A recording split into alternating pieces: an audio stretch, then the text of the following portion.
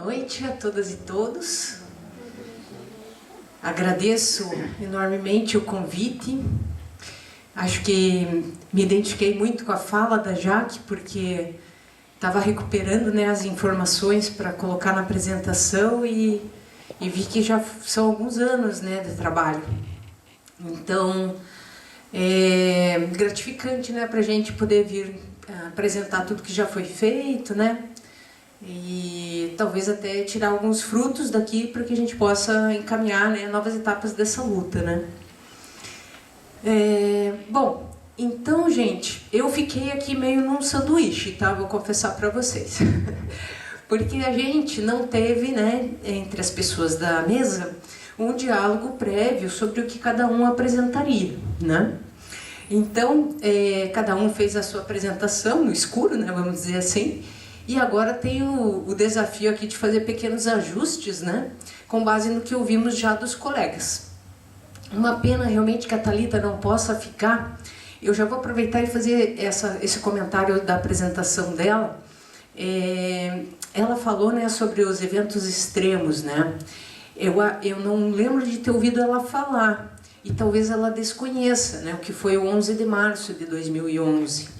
Né? Então aí fica um ponto já. E o outro também é que nós tivemos a oportunidade de analisar dados de precipitação de Paranaguá, na verdade, mas acho que com alguma identidade também com a região da Serra, né? Que mostra que nos dados do MAC, né, década de 40, 50, havia eventos de chuva, tá, em 63 dias por ano. Essa é a média de que ele analisou assim, 10, 12, 15 anos, um monte de informação. Então ele viu assim, que em média chovia em 163 dias por ano. Ele não viu se chovia pouquinho ou chovia muito, mas chovia, 163 dias por ano. Agora chove 193. Tá?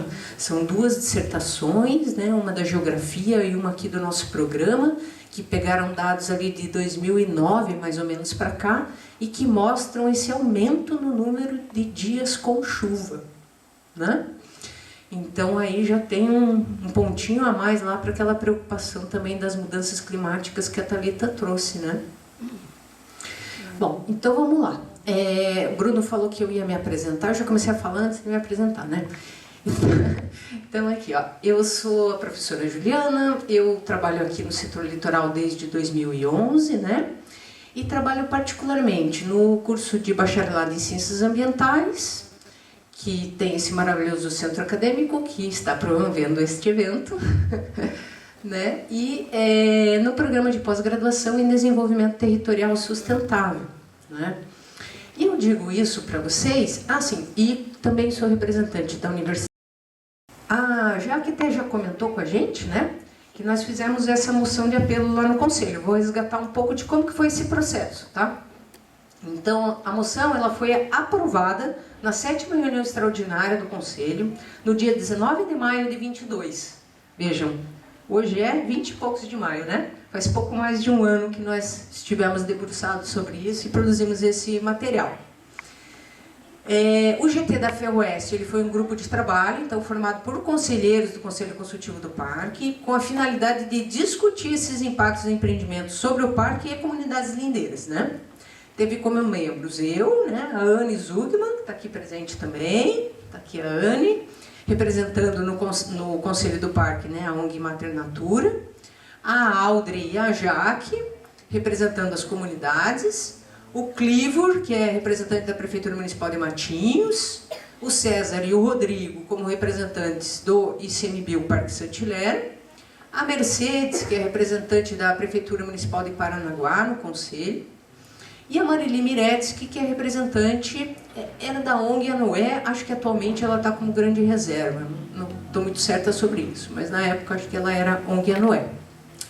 Bom, então esse conjunto de pessoas é que se debruçou a estudar os documentos e produzir a moção, que foi então levada para a reunião do Conselho e foi aprovada na reunião do Conselho e encaminhada a diversas instâncias. Nós fizemos, né, uma super, né, levantamento de possíveis instituições para onde se poderia enviar, né, a moção, mas principalmente ela era uma moção, existem vários tipos de moção, você pode fazer uma moção de repúdio, né, já logo brigar, você pode fazer uma menção de parabenizando alguém, né.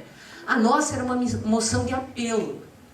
Pelo amor de Deus, olhem direito esse negócio que vocês não estão prestando atenção na coisa. Apelo para quem? Para o IBAMA, né, que é o órgão licenciador e que estava de posse dos estudos e é quem vai dizer, olha, ok, pega a licença prévia aqui, pega a licença de instalação, né? Então, a gente produziu essa moção, né? Aqui, isso, gentilmente, a turma lá da cabine já colocou ela aqui. Queria só que vocês corressem ela para nós, por favor. Está ali ela endereçada, então, né, ao IBAMA, a parte de licenciamento. Ela é composta por vários itens. Pode ir descendo, que daí nos slides tem o detalhamento daquilo que eu quero trabalhar mais com vocês. Bruno, até que horas que eu tenho? 10 minutos. Jesus Cristo, tá. Então, ok, vamos, podemos voltar lá para o PowerPoint. É só para mostrar que existe aqui a moção para vocês, como é que ela foi... Ah, sim, e as reuniões do GT, né? Então foram 4 reuniões, um trabalho bem intenso, ó, dia 3, dia 6, dia 11 e dia 17 de maio, para levar para aprovação no 19 de maio lá na reunião. Próximo, por gentileza. Isso. Ah, era esse que eu estava procurando. Então tá aqui ele. Então, em relação, né, à moção, eu gostaria de destacar 3 pontos com vocês. O plano de manejo da APA de Guaratuba foi usado, né, como documento das nossas consultas para que a gente pudesse analisar a interferência da Ferroeste sobre a APA, porque, pasmem vocês, não foi consultada a APA de Guaratuba na época. Ferrovia passa dentro da APA, vou mostrar isso para vocês. Não foi consultada, né?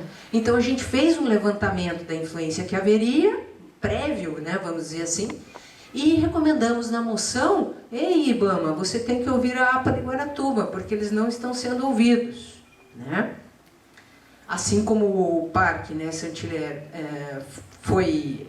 fez a moção, o conselho foi ouvido e, né, enfim, deu um encaminhamento para isso, a APA também deveria dar, né? O zoneamento ecológico-econômico do litoral do Paraná, o famoso ZE Litoral de 2016, ele tem algumas delimitações que eu vou comentar, inclusive em relação ao que a Thalita falou sobre os mananciais, e o Plano de Desenvolvimento Sustentável do Litoral do Paraná, o PDS.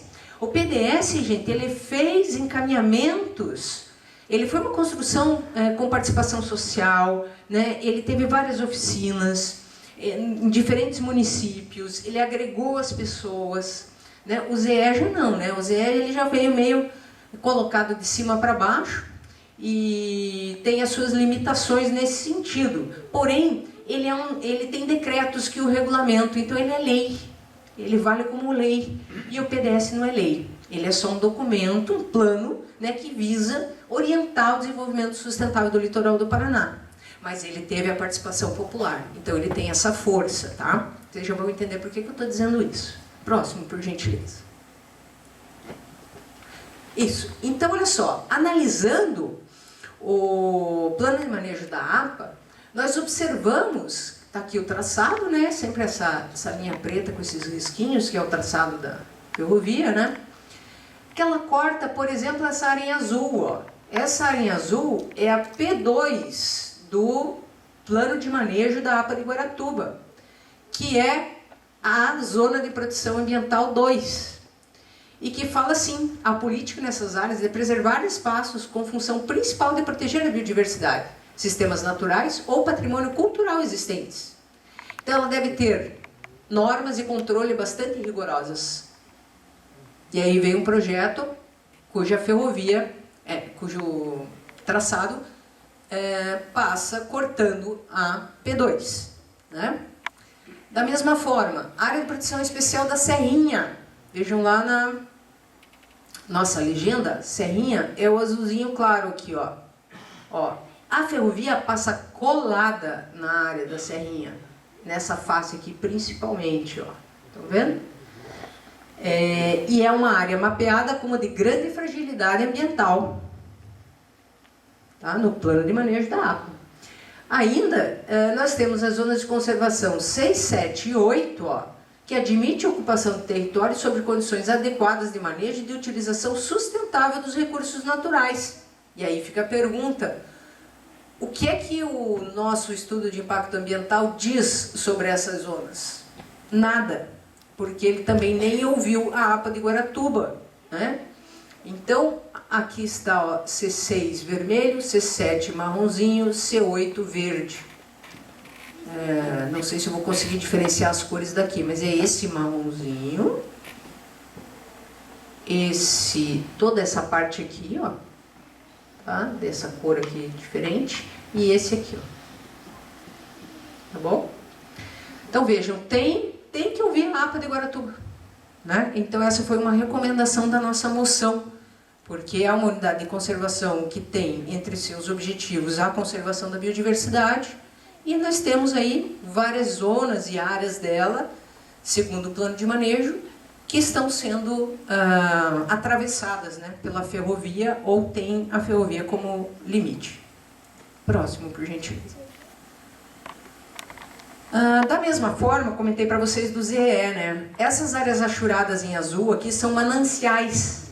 São as áreas de mananciais definidas pelo próprio governo do estado do Paraná, zonamento ecológico e econômico do litoral, gente. E olha lá onde eles botam a ferrovia. Dentro do manancial. Né? Como disse a Thalita, água é vida.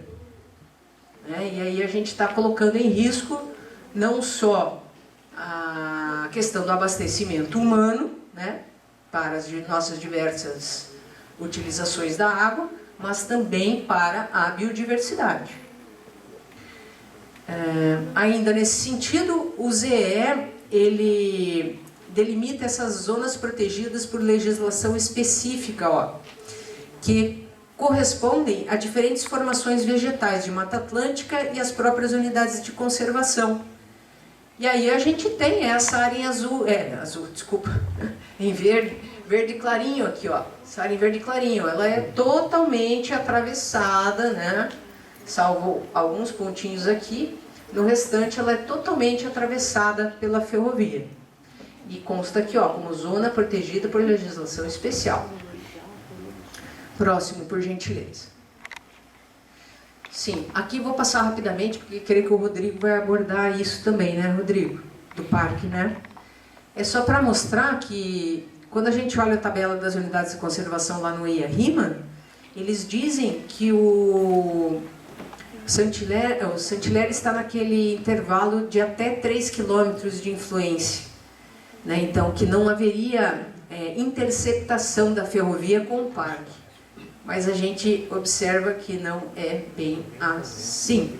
Olha aqui, ó. Estão vendo? Há sobreposição. Essa informação está incorreta no IRI. Próximo, por gentileza. Aqui, acho que, gente, devido ao tempo, eu não quero atrasar a fala dos colegas, eu vou pular essa partezinha, tá? Eu vou resumir. Diga. Pode continuar, gente. Vai dar um tempinho mais para você continuar. Tem certeza? Não vou prejudicar ninguém? Não vai. Tá. Então assim, o PDS, gente, ele, como eu disse para vocês, ele é um instrumento de planejamento, né, de como deve ser o desenvolvimento sustentável no nosso litoral. E ele foi uma construção coletiva. E aí, lá pelas tantas, ele coloca a questão de risco e vulnerabilidade, está aqui, página 154 do PDS, ele diz assim, ó, que qualquer aumento da ocupação em áreas costeiras e os grandes projetos de infraestrutura em áreas de extrema fragilidade aumentam os riscos, colocam em situação de alerta as populações mais vulneráveis do litoral ante os efeitos derivados das mudanças climáticas. Acabamos de ouvir a Thalita falar sobre isso, né? E está documentado no PDS. Também, aqui na página 375, no item de mobilidade e logística, né, que é justamente disso que se trata a ferrovia, Entende-se que qualquer obra de maior porte, como ferrovias e rodovias, precisam de cuidados especiais na região do litoral, tanto no seu traçado como nas soluções e tecnologias adotadas. Esse ponto fortaleceu muito a nossa argumentação no sentido de solicitar alternativas locacionais e tecnologias diferenciadas para fazer, né? Segundo o ranking de prioridade das propostas do... daí o PDS ele traz esse ranking de prioridade e proposta de projeto. Todo mundo nas oficinas, gente, eu participei de todas elas, podia, nesse momento dos projetos, escrever o seu projeto. O que é que eu acho que tem que ser um projeto para desenvolvimento sustentável no litoral do Paraná, né? E eu botei lá, meu projeto está lá na lista dos 76 projetos propostos. Um deles foi eu que botei lá, tá? Então, olha só, como ele teve essa participação social e elencou esses 76 projetos, vejam que a Ferrovia da Serra do Mar ocupa a 55ª posição entre os 76. Ou seja, para a gente fazer valer a participação social do PDS, a gente tem que levar em conta esse número aqui, ó. Não é prioritária para o litoral do Paraná. Não é considerada prioritária para o litoral do Paraná, né, em termos de opinião, né, de quem vive no litoral do Paraná. Tá? Da mesma forma, dentro desse grupo aqui, desses 76 projetos, existe ele é dividido em grupos, tá? Existe um grupo que é o Litoral Produtivo, ó, Grupo Litoral Produtivo. Ele contempla 6 propostas dessas 76, né? E mesmo assim, pegando só o litoral produtivo, a ferrovia está em 3º lugar, ficando atrás de 2 outros grandes empreendimentos: a expansão da retroárea do Porto de Paranaguá e a ampliação do pátio de triagem de caminhões também em Paranaguá. Tá? Então, ela não seria prioritária nem dentro desse grupo que vamos dizer assim, produtivista portuário.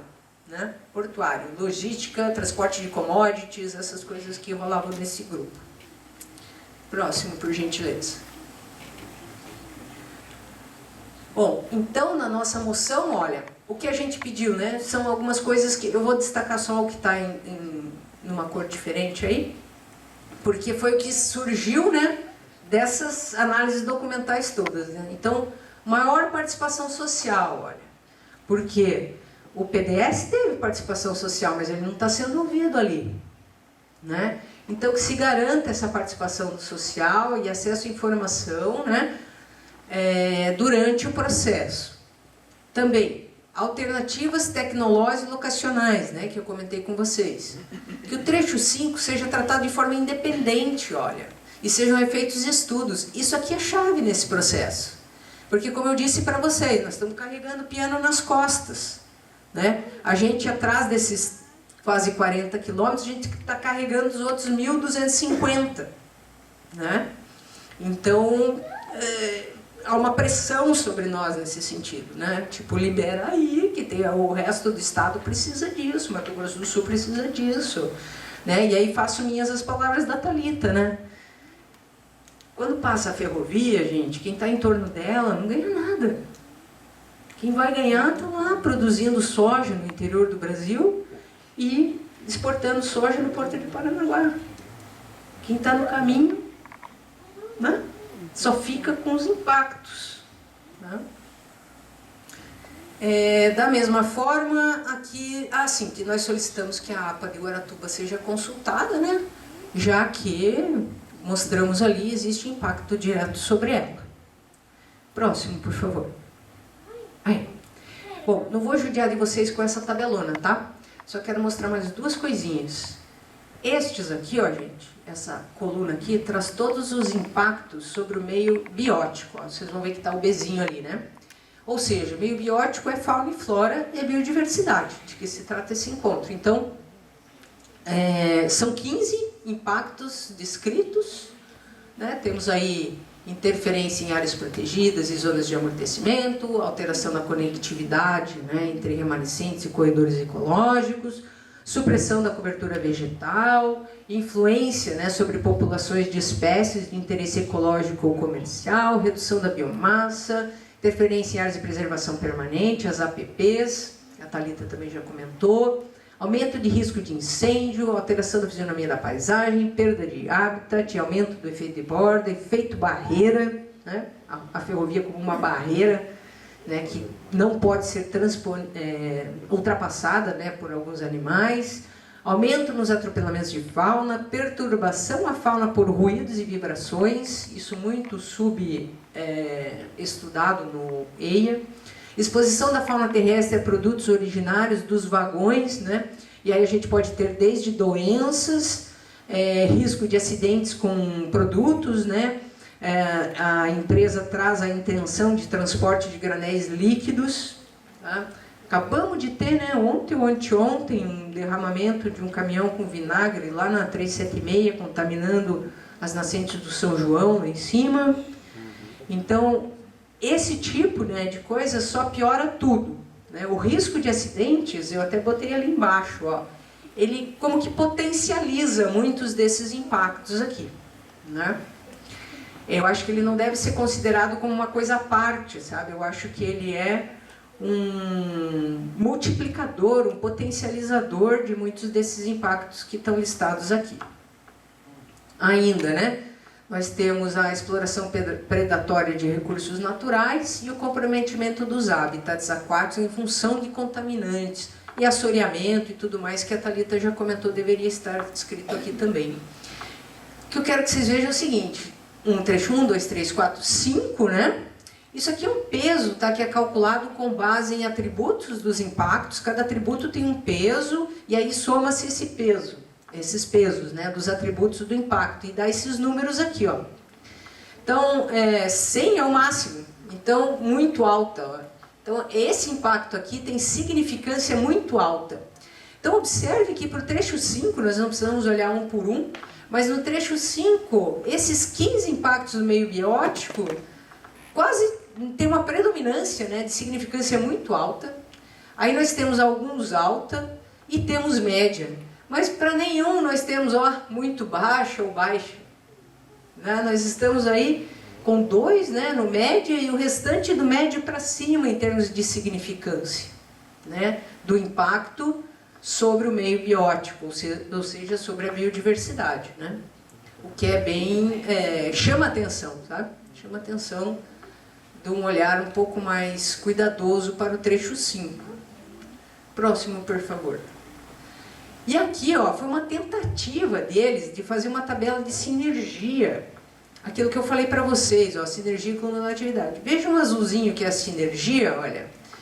Olha como se adensa, isso mais que eu quero mostrar para vocês, como fica denso os quadradinhos pintados de azul aqui, ó. Porque os impactos, ó,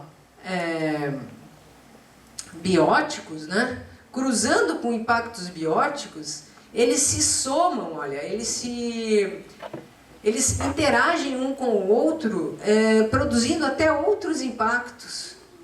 Quando o quadradinho está em branco é porque não tem interação. Quando o quadradinho está pintado de azul, é porque tem. Então chama muito atenção que no meio biótico o quadro se adensa de azul, né? Ele se pinta de azul praticamente inteiro. Porque esses impactos eles estão correlacionados o tempo todo, né? E eu considero isso um agravante, tá? dessa situação. Tá? Então, assim, olhando essa tabela, olhando a anterior, o que eu posso dizer para vocês é que a Nova Ferroeste, no trecho 5, é desastrosa para a biodiversidade. Desastrosa. Tá? E ela também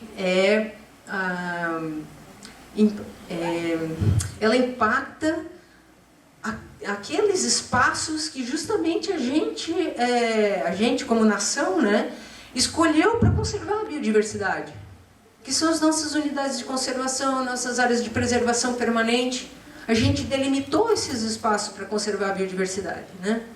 E aí a gente vem e na contramão, né, faz a proposta do empreendimento como esse, que só complica as coisas, né, que é desastroso para a biodiversidade. Tá? Eu sabia que eu não ia ter muito mais tempo, né, e eu não trouxe mesmo esse detalhamento dos impactos, né, mas a gente, tipo, o que é efeito barreiro, o que é, né, efeito de borda, né? Coisas assim. Mas aí na discussão acho que a gente pode aprofundar qualquer questão que vocês tenham dúvida, tá legal? Passa para mim o último, por favor. É aí. Provocativamente eu peguei uma imagem da nossa ferrovia histórica, né? Emprestei dessa turma aí, ó, desse site. Aliás, tem fotos super bonitas lá. Tá? Fico à disposição de vocês também através desse e-mail. Muito obrigada, pessoal.